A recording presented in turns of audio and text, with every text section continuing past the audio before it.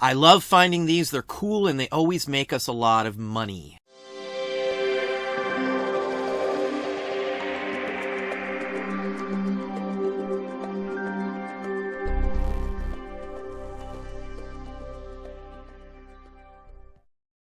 Hey, it's Don. Today we're going to look at some items I just picked up and talk about the value in them. Something that I pick up whenever I get a chance. We're going to be talking about railroad transportation patches, specifically things that can sell for some horrendous money, like these early metallic embroidered felt patches from England. This sort of thing does make us a lot of money. It's something I hunt down all over the place. It's something that if you don't know what the lettering means, you won't have a clue what it's from.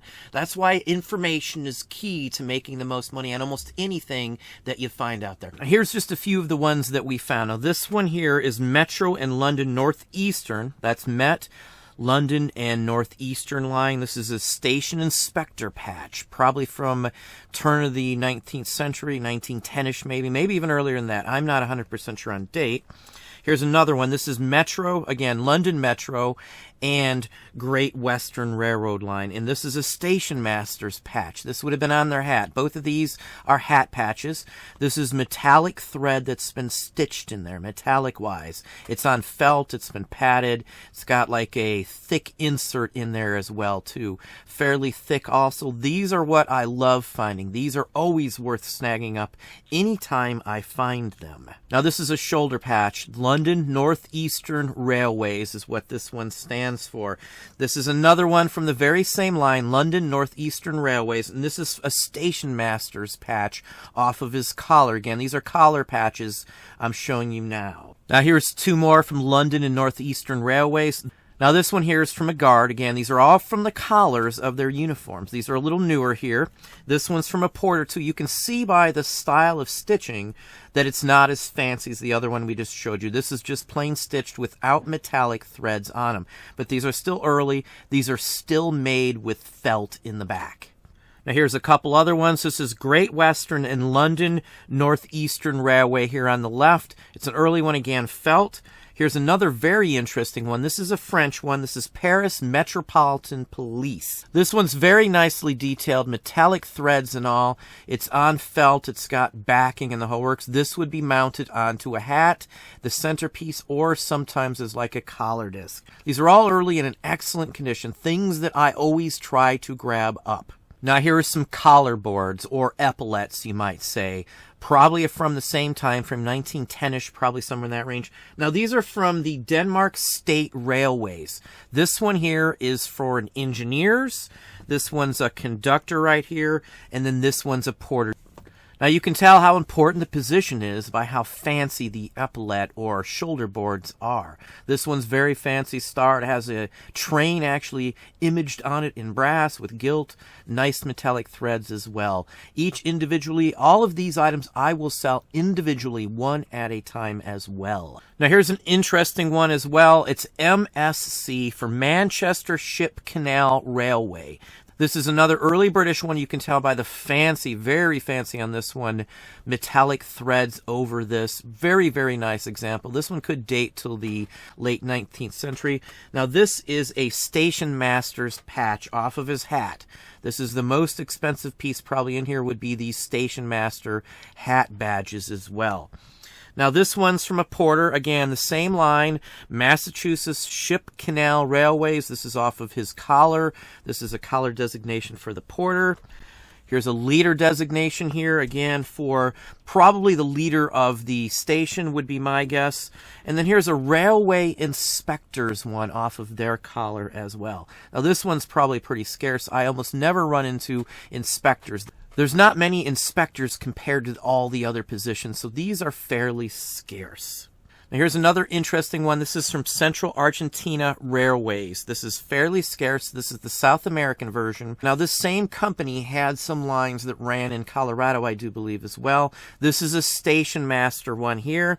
And this one here is an assistant station master. So you can see second, so he's second in command, and the station master himself. These are fairly scarce again. These would be from the collar as well.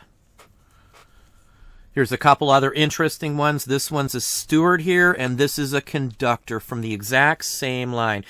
This stands for Ferro Carril Central Argentino. That's what that stands for there, and it is the Central Argentina Railway line patches. Now this one's from an inspector, obviously a train railway inspector as well. Again, the same train line, Central Argentina Railways. And this one's from a porter. Now it's slightly different than the other one I showed you. Every one is different in some way or shape, and that designates the rank or the position that this person who wore this stood in the railway company itself. And here's just a couple more. Now, this one's a signalman. They would be the ones responsible if the lights changed or they had to switch tracks or something along that line. And this one here is for a station clerk. They would have handled paperwork and things like that at the railroad station itself. Again, Central Argentina Railways. Now, all of this sort of thing I can find at estate sales, local antique auctions, and sometimes at flea markets as well. Now, I source these sorts of things specifically. If you've been watching my channel for any length of time, you've seen some of the massive amounts of railroad and transportation items I've got, including the massive amounts of buttons. Now, I'm only showing you a few, but we picked up a whole bunch of these. I targeted these. These were something I went after specifically. I have a ton of railroad items in my store. I've got luggage labels and buttons and uniform pieces. These go right along with that. This will help drum up business for other collectibles that I have, all tied to the railroads, including postcards, real photos, and all of that sort of thing, including brochures. The more railroad items I can have, the better those categories will do in my store. Now, here's just a few that sold on eBay to give you an idea on values on some of these. Now, these are fairly new compared to the ones that I have. These are just stitched. They do not have metallic thread embroidery or anything like that. They're not felt. The earliest ones are going to be felt with metallic threads stitched onto the face of them. Those are usually always the earliest ones. Some of those can go back to the 19th century, even to the 1860s era when they made those sorts of things. During the Civil War, they were made very similarly, patchwise in general.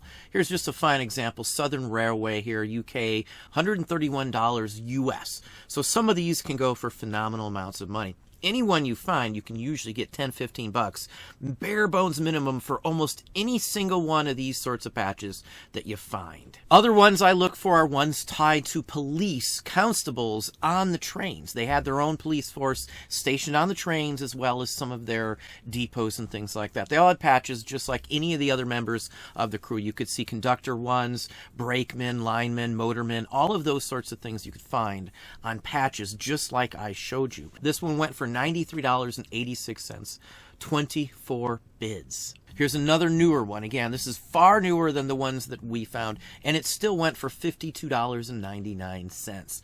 AT&L is the line. Railroad stuff I sell constantly. We have tens of thousands of uniform buttons in stock right now that we've been listing from some of these very same lines. Just one more example. This one's on a armband as well, so sometimes you can still find them on pieces of uniforms. Most of the time, though, you're going to only find them mounted onto something. So replacement patches, badges, and things like that are hot. They will almost always sell very, very quickly, especially as early as some of the ones that we just found. Well, there we have it. Hopefully that gave you some ideas, some thoughts. If you enjoyed this video, please hit that like button down below. You can also hit the bell icon to be notified if I post new content or go live. Subscribe and tell all your friends.